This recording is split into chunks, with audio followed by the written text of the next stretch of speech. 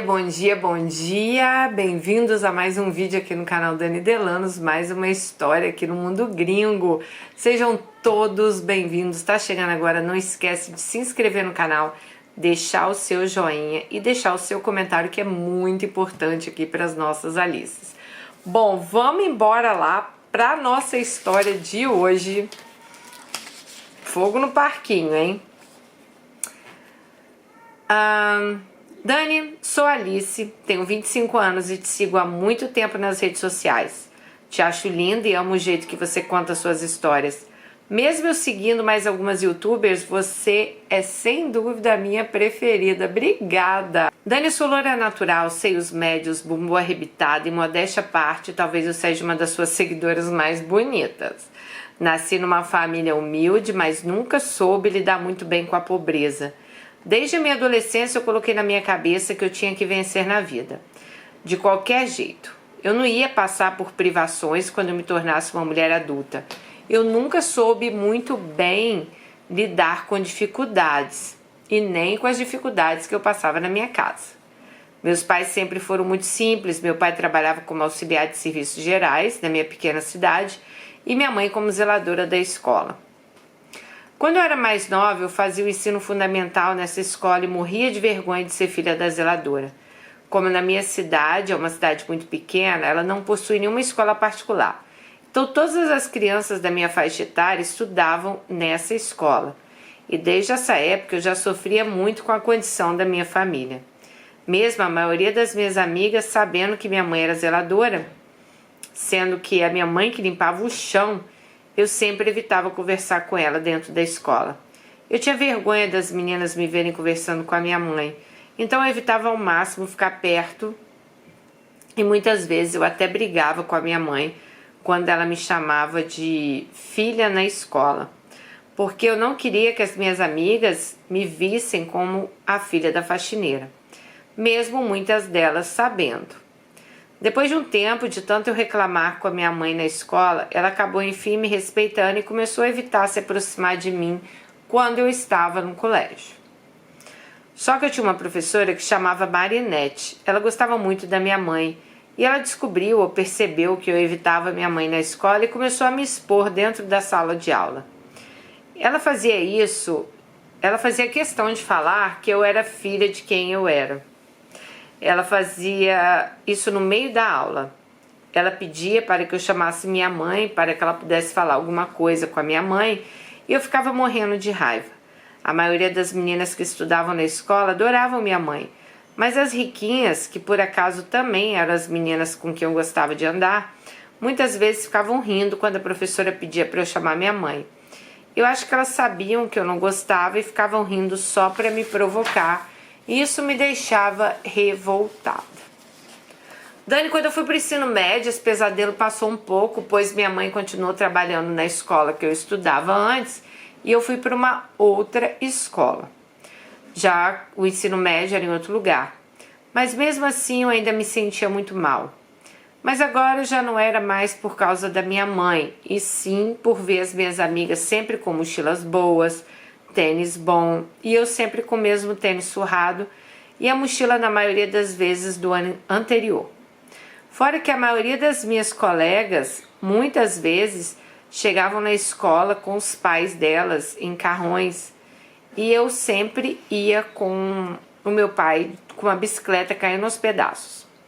Meu pai também tinha um Fusca velho. Em dias de chuva, ele me levava na escola, só que eu não deixava ele parar na porta.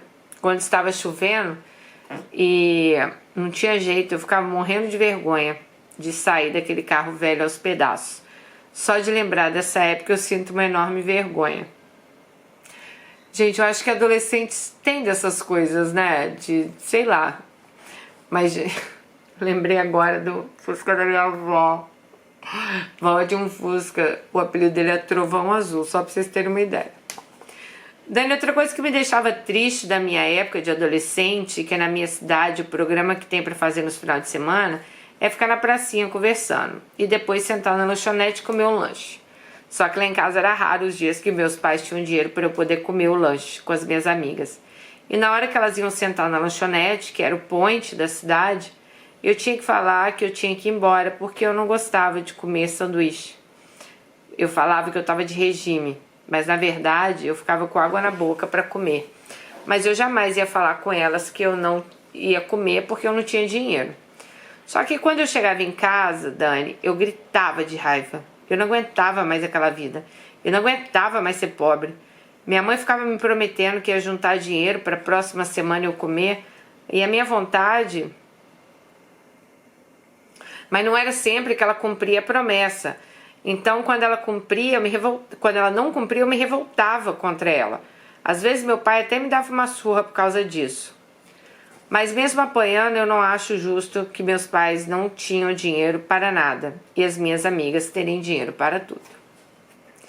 A cada ano que passava, eu colocava na minha cabeça que eu iria mudar de vida. Só que, infelizmente, eu nunca fui de tirar boas notas na escola. E eu ficava com medo de não ter futuro, porque ela não tirava boas notas. E continuar vivendo naquele mundo de privações. Isso me deixava bastante apreensiva. Quando eu estava com 17 anos, eu comecei a namorar um menino que tinha uma situação muito boa. Ele não era nenhum milionário, mas o pai dele era o dono da maior loja de material de construção da cidade. O nome dele era Fabrício e ele tinha 20 anos. Ele já trabalhava nessa época com o pai dele. E ele já tinha até seu próprio carro, um Fiat Uno. E eu achava aquilo o máximo, ter um namorado que tinha carro. Só que eu gostava mais quando o Fabrício estava com a caminhonete do pai dele. Fabrício fazia entrega do material de construção quase todos os dias. E na maioria das vezes ele estava com o carro do pai.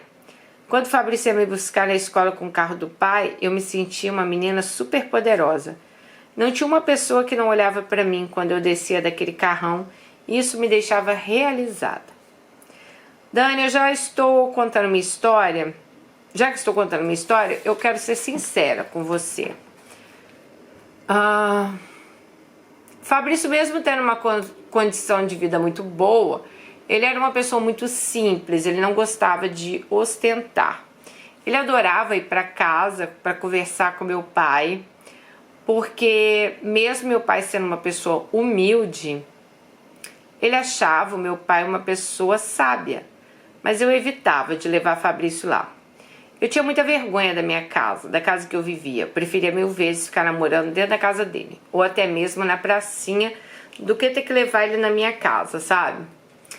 Eu já não tinha mais problemas de lanchar no point da cidade, pois eu sempre falava com o Fabrício que eu queria fazer um lanche, e de tanto eu ficar lanchando nesse lugar, eu acabei engordando. Fabrício era tão bonzinho que rapidinho eu fiz a cabeça dele para ele matricular a gente numa academia. Se é que pode chamar aquele muquifo de academia, pois quase não tinha nem aparelhos. Mas era a única da cidade.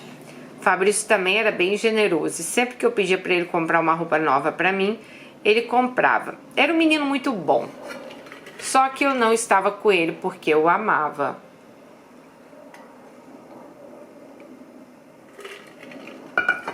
Quando estávamos com 2 anos de namoro, eu conversei a Fabrício que era pra gente ficar noivos. Eu fiquei com ele, eu falei com ele que se a gente ficasse noivo logo, se a gente não ficasse noivos logo, eu iria terminar com ele. Pois eu falava com ele que eu tinha muito medo dele terminar comigo, se a gente não ficasse noivos, eu iria terminar com ele e iria me mudar para a cidade grande, pois eu não queria sofrer nem um dia. Como ele sempre foi muito bobinho, ele acreditou e comprou um par de alianças, inclusive foi a primeira joia que eu ganhei na vida. Dani, quando a mãe de Fabrício descobriu que ele tinha comprado um par de alianças pra gente ficar noiva, aquela mulher surtou. Eu já tinha notado há muito tempo que ela não gostava de mim, mas Fabrício sempre dizia que isso era coisa da minha cabeça. Só que quando Fabrício anunciou que a gente ia ficar noivos, ela deu um chilique e disse que Fabrício era irresponsável, que ele tinha primeiro que terminar a faculdade antes de pensar em casamento. Fabrício estudava na cidade vizinha todos os dias à noite.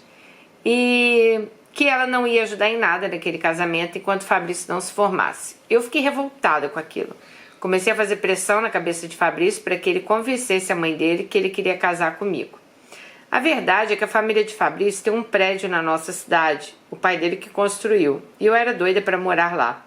Só que a mãe dele deixou claro que só deixaria ele morar em um dos apartamentos quando ele se formasse. Gente, eu fiquei com tanto ódio daquela mulher, pois ainda faltava 2 anos para Fabrício se formar. Nessa época eu já tinha terminado o ensino médio e comecei a trabalhar como secretária numa cooperativa. Quem me indicou para esse emprego foi o pai de Fabrício. Nessa cooperativa eu comecei a conhecer pessoas que tinham dinheiro de verdade, nas regiões próximas. Uma dessas pessoas foi César. Assim que ele me viu a primeira vez, eu vi que ele ficou maluco por mim.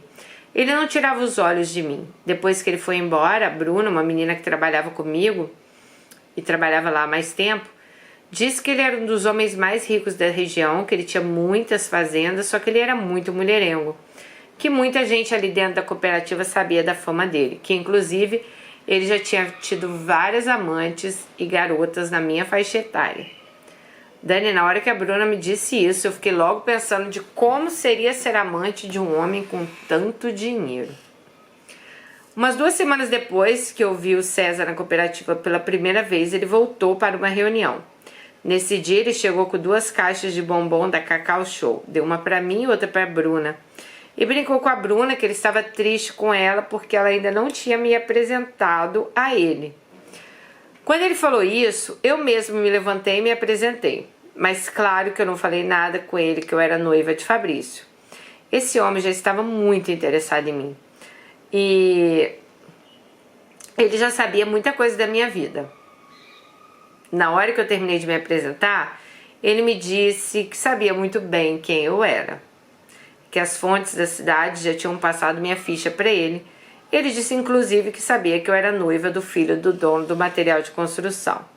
Na hora eu fiquei surpresa e notei que aquele velho rico estava de olho em mim. Na verdade, ele nem era tão velho assim. Na época, ele tinha 55 anos, só que era bem barrigudo, tinha cabelo branco e aparentava ser bem mais velho do que ele era. Daí, quando eu tirei a caixa de chocolate da embalagem, eu vi que tinha um cartão grampeado. Como eu não sou boba, eu não tirei o cartão perto da Bruna. Depois eu li o cartão, estava escrito o telefone dele e ele dizendo que tinha me achado linda e que queria me conhecer melhor. Quando eu li aquilo, fiquei mexida, pois mesmo não amando Fabrício, eu nunca tinha traído ele. Mas eu também não poderia perder aquela oportunidade de conhecer alguém melhor, um homem rico. Nesse dia eu estava sem dinheiro até para colocar crédito no meu celular. Eu pedi a Fabrício para passar na loteria e colocar crédito para mim. Assim que ele colocou o crédito, eu saí da sala de aula, saí da sala que eu trabalhava e liguei para César. Ele me atendeu super bem, perguntou se eu conseguiria ver ele no sábado. Eu disse que ia inventar alguma desculpa e que eu ligaria para confirmar. Ele então falou que se eu conseguisse, ele iria mandar um funcionário me buscar.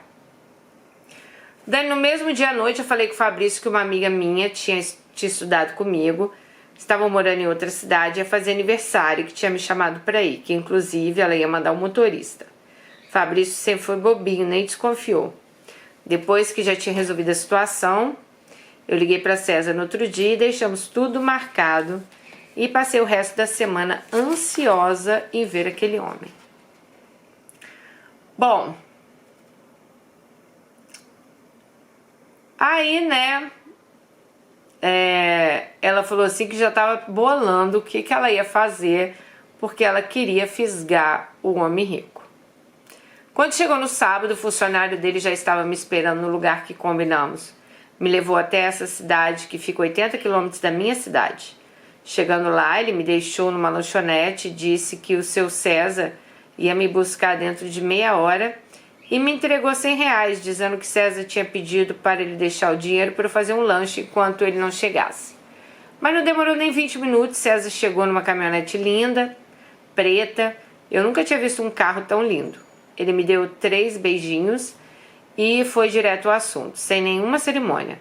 Falou que tinha reservado uma suíte maravilhosa no motel, próximo dali, pra gente passar o dia. Na hora eu fiquei até meio assustada, pois eu nunca tinha nem ido ao motel. Quando cheguei lá, fiquei deslumbrada com o lugar, pois a suíte era enorme, uma piscina enorme, hidromassagem, teto solar, entre outros luxos. Eu nunca tinha visto algo tão bonito e fiquei encantada. Ele então começou a conversar comigo e disse que tinha me achado linda, gostosa, que desde que ele bateu os olhos em mim, ele estava louco para ficar comigo. Geralmente é assim, Dani, os homens já ficam loucos quando batem os olhos em mim. Ele começou a me beijar na nuca e na hora eu senti até um pouco de nojo. Mas fechei o olho e comecei a pensar que era uma oportunidade de ouro que eu estava tendo e comecei a beijar ele também. Ele foi tirando minha roupa, colocou preservativo e em menos de 3 minutos que estávamos lá no rally rola, ele gozou. Ele foi tomar um banho e quando eu vi, ele já estava vestindo a calça e eu perguntei se ele já ia embora. Ele disse que sim. Ele tinha uma reunião e queria me deixar no mesmo lugar que o funcionário dele tinha me buscado. E ia me levar de volta para a cidade. Perguntei a ele se ele não tinha gostado de ficar comigo, mas ele disse que não era isso, que ele tinha adorado, mas que ele tinha um compromisso. Contei para ele então que eu tinha dado uma desculpa pro noivo, que eu ia passar o dia fora e nem sabia o que eu ia dizer então se eu voltasse tão cedo. Ele então falou que ia pagar a diária lá no motel e ia deixar o almoço pago e que pediria para o funcionário dele me buscar mais tarde para eu aproveitar então a piscina e a hidromassagem e que se desse ele voltaria nesse meio tempo, mas que ele não prometeria. Quando ele acabou de colocar a roupa, ele tirou um envelope do bolso e me deu um dinheiro. Na época era R$2.000, quase que eu caí dura, pois era muito mais do que meu salário no mês. Eu fiquei tão feliz que parecia uma criança. Depois de umas 4 horas que ele tinha ido embora, ele me ligou e falou que ia dar para ele dar um pulinho lá. Quando ele chegou, transamos novamente, só que dessa vez eu pedi para ele transar comigo dentro da piscina, pois eu nunca tinha transado com ninguém dentro da piscina. Dani, depois desse dia eu comecei a sair com o César quase todos os finais de semana.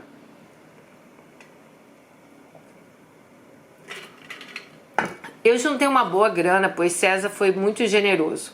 Além de dinheiro, ele me dava joias, me tornei amante dele por quase 1 ano. Até que Fabrício um dia me seguiu e me viu entrando no carro do funcionário de César e fez o maior escândalo. Fabrício ficou achando que eu estava traindo ele com esse rapaz, que era o funcionário. E nesse dia mesmo que ele fez o escândalo, né, eu ainda fui encontrar César. Quando eu cheguei à noite, Fabrício estava me esperando dentro da minha casa aos prantos, dizendo que ele não merecia isso e que ele descobriu com um amigo que já tinham me visto entrando nesse carro outras vezes. Dani, como eu não gostava do Fabrício de verdade e já estava com um bom dinheiro guardado, eu falei para Fabrício que realmente eu estava apaixonado por esse cara, que ele achava que era o funcionário de César. Eu disse que eu queria terminar com ele e esse cara ficou louco. Falou que faria tudo por mim, que não era para eu terminar, mas eu falei que eu não gostava mais dele. Eu estava apaixonada por outra pessoa e que eu queria terminar. Dani, só que Fabrício acabou descobrindo depois que eu tinha um caso com César e não com um funcionário. E acabou arrumando a maior confusão com César dentro da cooperativa. Depois disso, César nunca mais atendeu as minhas ligações. E depois disso ainda fui demitida. Fiquei com fama de puta na minha cidade, pois eu estava saindo com um homem bem mais velho e casado. Como eu já tinha uma boa grana guardada, eu resolvi então me mudar para São Paulo e decidi que eu ia fazer programa, pois eu não queria perder a oportunidade de continuar ganhando dinheiro com homens mais velhos, casados. Como eu tinha um sonho de conhecer São Paulo. Quando eu cheguei, me hospedei num hotel por 1 semana, depois aluguei um quarto e sala, né, um apartamento. Comecei a anunciar em sites de acompanhante de luxo e sim, virei uma garota de programa de verdade e falo isso com muito orgulho. Eu já estou nessa vida há mais de 2 anos. Faço em média 3 programas por dia e meu cachê é R$500 a hora. Cobro 3.000 a pernoite. Geralmente eu faço uma pernoite por semana. Hoje eu já tenho meu carro, me matriculei na faculdade, mudei para um apartamento num bairro melhor, ajudo meus pais, compro o medicamento deles, sempre mando dinheiro extra. Logo que eu cheguei aqui, eu não falei para os meus pais que eu fazia programa, falei que eu tinha arrumado um emprego. Mas depois teve gente da minha cidade que descobriu e eu acabei assumindo. Hoje eu não tenho vergonha nenhuma de falar para eles que eu sou uma acompanhante de luxo. Eu adoro sair com homens mais velhos e casados. Eles são mais generosos e geralmente dão não dão trabalho. Já os mais novos, eu nem gosto de sair, pois eles gostam de aproveitar cada minuto do programa. E muitos deles ainda tentam ficar negociando um cachê, mas eu sou irredutível. Eu não abaixo meu preço. Se o cara tiver dinheiro, fica comigo. Se não tiver, tchau. Bom, eu aconselho essas mulheres que ficam tomando chifre do marido e depois ficam chorando pelos contos a se cuidarem mais, pois eu escuto direto reclamação de homens falando que as mulheres deles não se cuidam, que ficam cheias de gordurinhas e que por isso eles não têm tesão em transar com elas, por isso que eles nem ligam. Eu tenho clientes fixos que me visitam toda semana e sempre eles reclamam das esposas, falam que elas são descuidadas, né? Tem alguns que dizem que nem conseguem sequer ter ereção com a própria esposa. Bom, eu penso em continuar nessa vida por pelo menos uns 10 anos. Já juntei uma boa grana, quero juntar ainda mais. Quando eu me cansar de transar com os homens, com esses homens casados que me procuram, eu vou escolher um para se tornar exclusiva dele. Eu não penso em me casar, ter marido e ter filhos. Não tem nada mais importante para mim do que dinheiro, nem mesmo amor. O que vale para mim é minha conta cheia. Eu posso entrar no shopping, comprar minhas roupas. Isso sim, acho que é amor de verdade. Bom, Dani, essa é a minha história. Um beijo carinhoso para você, para os seguidores. Vou mandar umas fotos para você ver que eu não exagerei em nada, que eu realmente sou muito bonita e gostosa. Ai, Alice, vocês me matam com essas histórias. Realmente ela é muito bonita, né? Gostosa, né, amiga? Por quê? Porque você tem tempo, né, para se tratar, para se cuidar, né?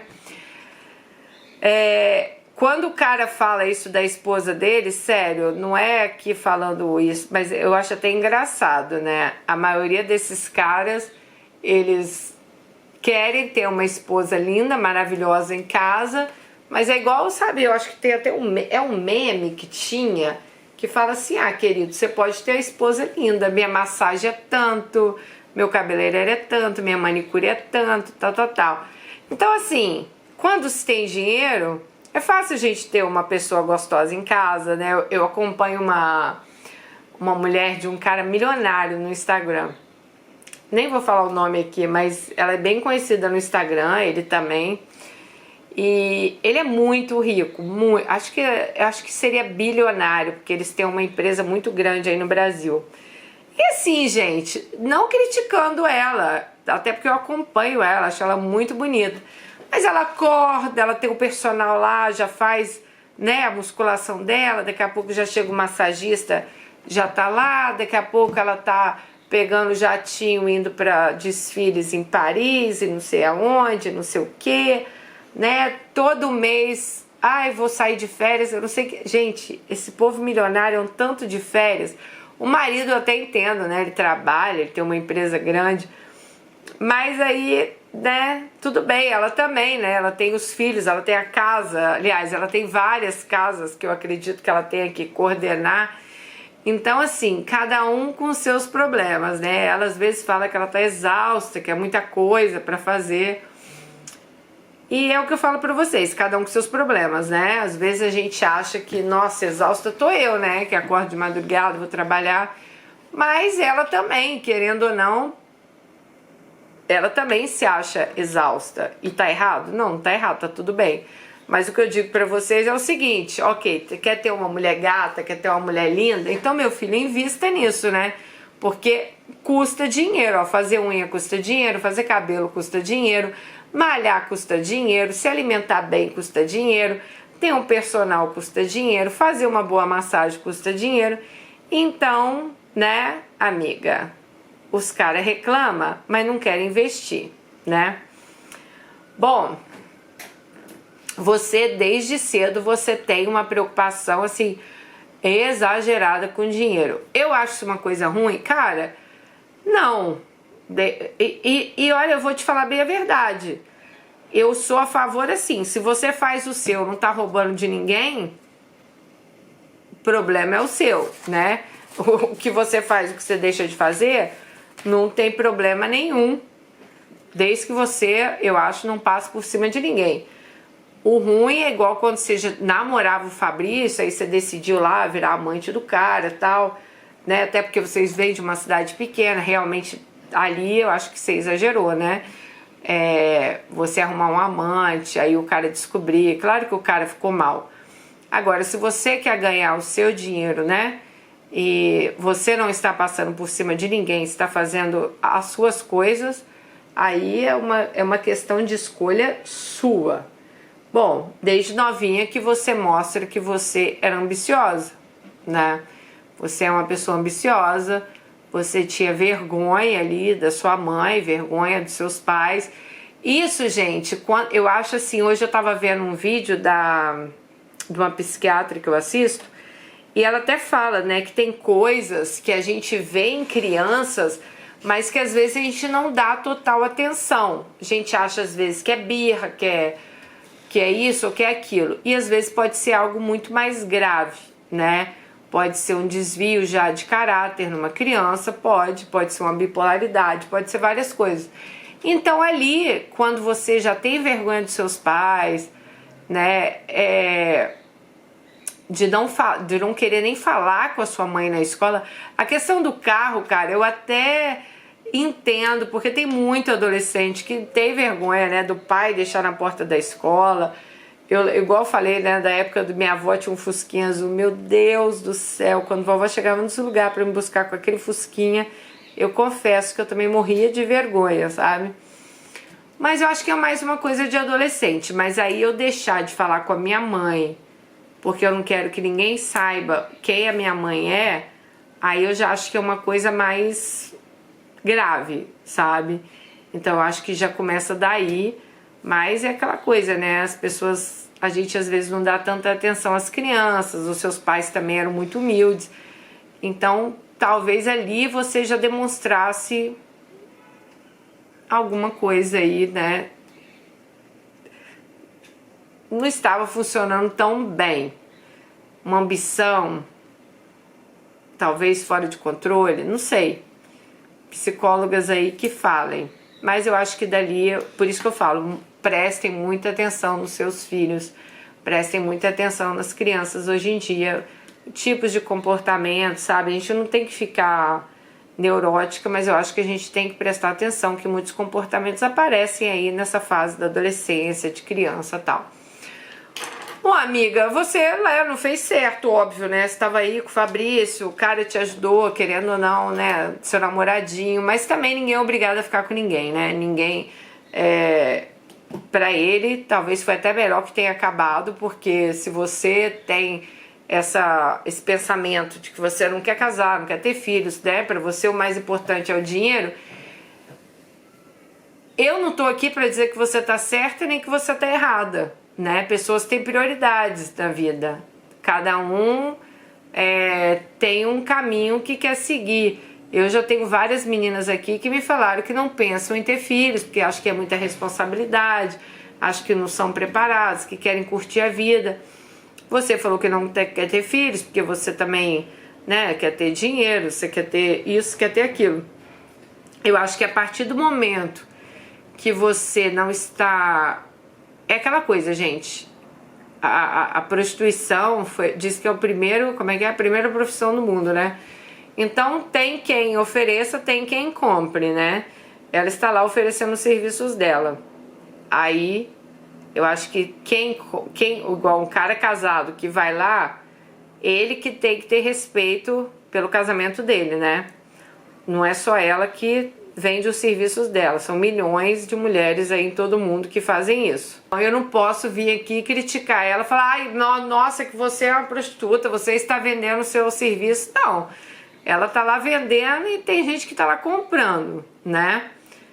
Quem tem que ter, como eu digo pra você, quem tem que ter respeito pelas mulheres são os homens, então, que não deveriam estar indo lá, já que eles são homens casados, né? Agora, se você está fazendo algo que não prejudique ninguém, que talvez só prejudique você mesma, né? Não sei até que ponto aí, então, que você seja feliz do jeito aí que você acha que você tem que ser, né? Se é essa profissão que você escolheu pra você... Como eu disse aqui, é a profissão mais velha aí do mundo, né? São anos e anos e anos aí. Diz que é a primeira profissão do mundo, então quem somos nós aqui para te julgar? Mas é o que eu falo, a partir do momento que você não está, né, que você não está prejudicando ninguém e tá ajudando seus pais, tá fazendo sua faculdade, tá pensando no seu futuro e que você seja feliz. O que a gente pode falar para ela aqui, gente? Não tem o que falar, né? Acho que errou lá no passado, errou com o Fabrício, não devia ter feito isso, já que queria tanto ser rica, arranjar um velho rico, sei lá, milionário, né? Casar não, né? Tirar as vantagens aí de ser amante de um homem rico. Deveria ter largado o rapaz antes para ele não passar esse tipo de coisa que ele passou. Mas hoje em dia, o que a gente vai falar para ela? Nada, né? Ela tá lá, tá fazendo a vida dela, tá trabalhando, é a profissão dela. Então a gente só tem que falar o que para ela? Boa sorte, né? Não deixa aí também o dinheiro comer sua cabeça, porque às vezes a gente precisa de muito mais coisa do que só o dinheiro, e quem sabe um dia talvez você vai entender isso. Eu posso ficar aqui 2 horas falando, olha, dinheiro não é tudo, né? Tem coisas mais importantes que o dinheiro na vida. Mas assim, eu estaria falando em vão para você. Então, desejar que você seja feliz, que você ache o caminho certo aí para sua vida, tá bom? Obrigada aí por gostar dos vídeos, obrigada por estar sempre aqui com a gente. Toda a história aqui, gente, eu acho muito válida. Eu gosto muito de ler as histórias de vocês. Eu acho que cada um é uma experiência aqui. Como eu sempre digo, o que seria do amarelo se todo mundo gostasse do vermelho, né? Então acho que na vida as pessoas são diferentes, as experiências vão ser diferentes. E acho que esse é o legal do canal. A gente vê tantas histórias diferentes aqui. Um beijo, fiquem com Deus e até o próximo. Tchau!